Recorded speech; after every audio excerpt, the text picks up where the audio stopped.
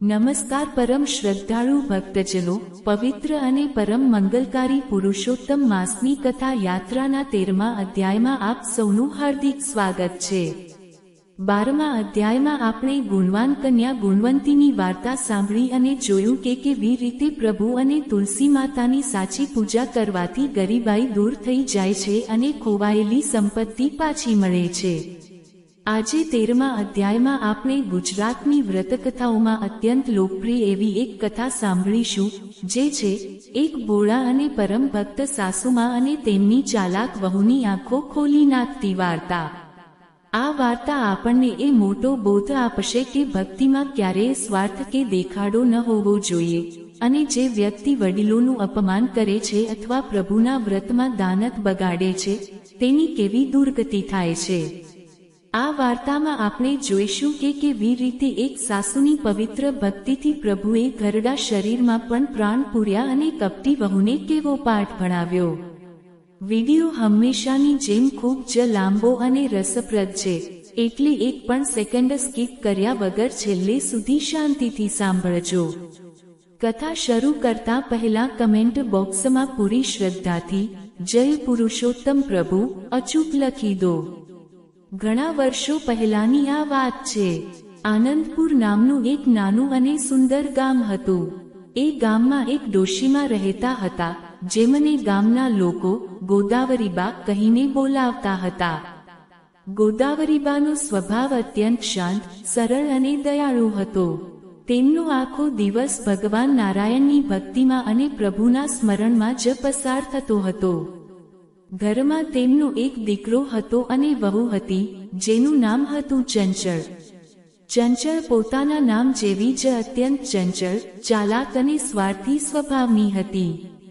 તેને ઘરમાં પોતાના સાસુ ભક્તિ કરે તે બિલકુલ ગમતું નહોતું। તે આખો દિવસ સાસુ પાસે ઘરની કાળી મજૂરી કરાવતી, તેમને બરાબર ખાવાનું પણ નહોતી આપતી અને રાત દિવસ મહેણા ટોણા મારતી રહેતી હતી। પણ ભોળા સાસુમાં બધું જ પ્રભુની ઈચ્છા સમજીને હસતા મુખે સહન કરી લેતા હતા અને ક્યારેય દીકરાને વહુની ફરિયાદ નહોતા કરતા। સમય પસાર થતો રહ્યો અને પવિત્ર પુરુષોત્તમ માસ, અધિક માસની શરૂઆત થઈ। ગોદાવરીબાના હૃદયમાં પ્રભુની ભક્તિનો ઉમંગ જાગ્યો। તેમણે વિચાર્યું કે આ પવિત્ર મહિનામાં મારે રોજ સવારે નદીએ નાહવા જવું છે અને પ્રભુનું વ્રત કરવું છે। સાસુમાએ વહુ ચંચળ પાસે જઈને ધીમેથી કહ્યું, વહુ બેટા, પવિત્ર અધિક માસ બેઠો છે। ગામની બધી બહેનો વ્રત કરે છે। મારી પણ ઈચ્છા છે કે હું પણ આખો મહિનો વહેલી સવારે નદીએ નાહવા જાઉં, કાંઠાગોરની પૂજા કરું અને રોજ પ્રભુની વાર્તા સાંભળું। હું ઘરના કામ વહેલા પતાવી દઈશ, પણ તું મને પૂજા કરવાની રજા આપ। આ સાંભળીને કપટી વહુ ચંચળે મનમાં એક પાપી યુક્તિ વિચારી। તેણે બહારથી બહુ મીઠું હસતા હસતા કહ્યું, અરે સાસુમા, એમાં મારે વળી શું ના પાડવાની હોય? તમે ખુશીથી નદીએ નાહવા જાવ અને વ્રત કરો, પણ મારી એક શરત છે। આપણી નદી ગામથી બહુ દૂર જંગલની પાછળ છે અને રસ્તો બહુ પથરાળ છે। તમે ઘરડા છો, એટલે તમે રોજ સવારે 4 વાગ્યે અંધારામાં જ ઘરેથી નીકળી જજો, જેથી સૂરજ ઉગે ત્યાં સુધીમાં તમે પૂજા કરીને પાછા આવી શકો અને ઘરનું કામકાજ સંભાળી શકો। ભોળા સાસુમાં વહુની ચાલાકી સમજ્યા વિના રાજી થઈ ગયા। બીજા જ દિવસથી ડોશીમાએ પોતાનું વ્રત શરૂ કર્યું। અતિશય ઠંડી અને ઘનઘોર અંધારામાં સવારે 4 વાગ્યે ડોશીમા હાથમાં કાંસાની લોટી લઈને કાંપતા નદી તરફ જવા નીકળતા। રસ્તામાં મોટા મોટા પથ્થરો વાગતા, કાંટા ખૂંપતા, પણ ડોશીમાના મુખ પર માત્ર એક જ નામ હતું, જય પુરુષોત્તમ પ્રભુ, રક્ષા કરો નારાયણ। તે નદીએ જઈને સ્નાન કરતા, કિનારે માટીના પ્રભુ બનાવીને પૂજા કરતા અને પવિત્ર વાર્તા સાંભળીને સૂરજ ઉગે તે પહેલા દોડતા દોડતા ઘેર પાછા આવતા હતા। ઘેર આવ્યા પછી પણ વહુ તેમને આરામ નહોતી કરવા દેતી। ચંચળ તેમને કહેતી, ચાલ ડોશી, હવે તારી પૂજા પતી ગઈ હોય તો વાસી ઉતરું કામ પતાવ, કપડાં ધો અને રસોઈ કર। આખો દિવસ ભૂખ્યા પેટે ડોશીમાં ઘરનું બધું કામ કરતા અને સાંજે માત્ર એક જવાર વાસી રોટલો ખાઈને પ્રભુનું સ્મરણ કરતા હતા. વહુને એમ હતું કે ડોશી આટલી તકલીફથી કંટાળીને વ્રત છોડી દેશે, પણ પ્રભુની કૃપાથી ડોશીમાની શ્રદ્ધા વધુ ને વધુ મજબૂત થતી ગઈ. આમને આમ વ્રતના 15 દિવસ પસાર થઈ ગયા અને પુરુષોત્તમ માસની પવિત્ર 11નો દિવસ આવ્યો. ડોશીમાએ આખો દિવસ નિર્જળા ઉપવાસ કર્યો હતો અને આખી રાત જાગરણ કરીને પ્રભુના ભજનો ગાયા હતા. બીજા દિવસે સવારે 12ના દિવસે ડોશીમા નદીએ નાહીને પાછા આવ્યા અને વહુને કહ્યું, વહુ બેટા, આજે મારું વ્રત પૂરું કરવાનું છે, તો બ્રાહ્મણને આપવા માટે ઘરમાંથી થોડો લોટ અને દક્ષિણા આપ, જેથી હું દાન કરીને પારણા કરું. ચંચળને દાન આપવાનું બિલકુલ ગમતું નહોતું. તેણે ગુસ્સામાં આવીને એક ડબ્બામાંથી સાવ સડોવાળો, કાળો અને કચરાવાળો લોટ કાઢ્યો અને તેમાં દક્ષિણાના નામે એક કાઠવાળો સિક્કો નાખીને સાસુની જોડીમાં ફેંક્યો અને બોલી, લે ડોશી, આનાથી વધારે મારી પાસે કશું જ નથી, જાવ તમારા બ્રાહ્મણને આપી દો. સાસુમાની આંખોમાં આંસુ આવી ગયા, પણ તે કશું બોલ્યા વગર જ લોટ લઈને નદી કિનારે મંદિરે પહોંચ્યા.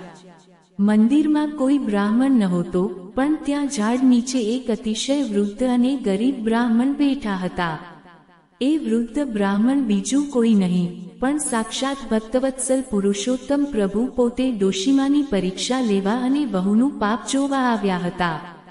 ડોશીમાએ બ્રાહ્મણના ચરણ સ્પર્શ કર્યા અને પેલો ખરાબ લોટ અને કાઠવાળો સિક્કો તેમના ચરણોમાં મૂકી દીધો અને હાથ જોડીને રડવા લાગ્યા.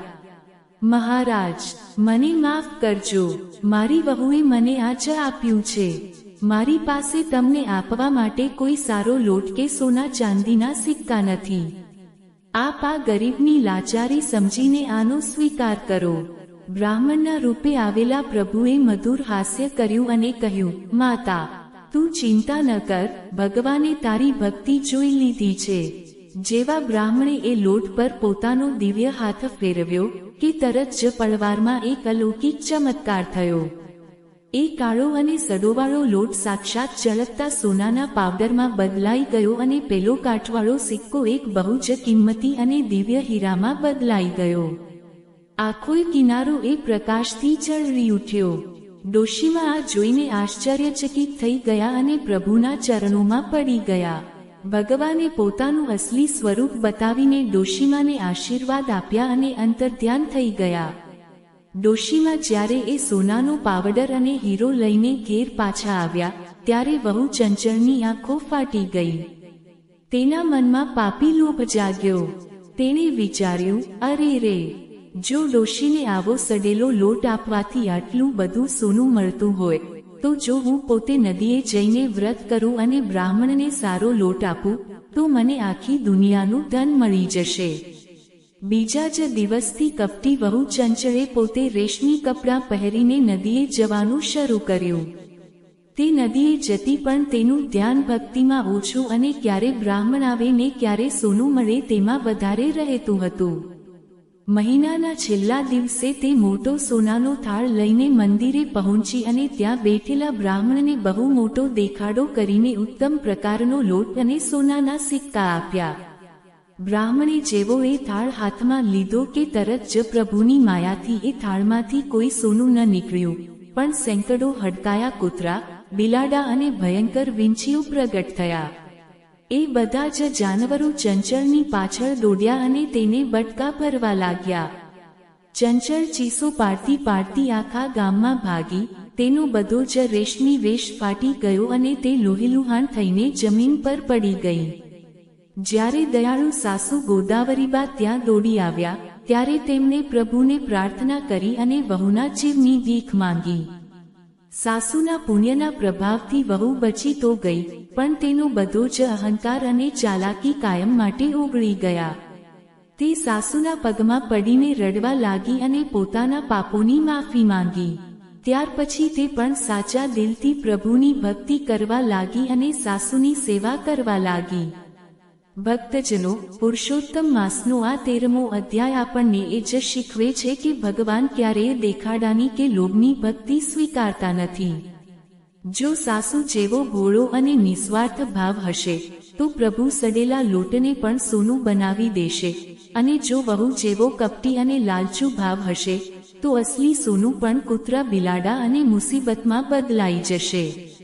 તો પરમ શ્રદ્ધાળુ મિત્રો, આ હતી પુરુષોત્તમ માસના 13મા અધ્યાયની સાસુ અને વહુની આંખો ખોલી નાખતી દિવ્ય વાર્તા.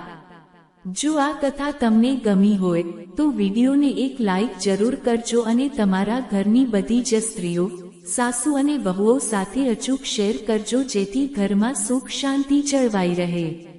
આના પછીના એટલે કે 14મા અધ્યાયમાં આપણે પુરુષોત્તમ માસની વધુ એક અદ્ભુત પૌરાણિક કથા સાંભળીશું. એ 14મો અધ્યાય ખૂબ જ રોમાંચક છે, માટે ચેનલને હમણાં જ સબસ્ક્રાઇબ કરી લો અને બેલ આઇકન દબાવી દો.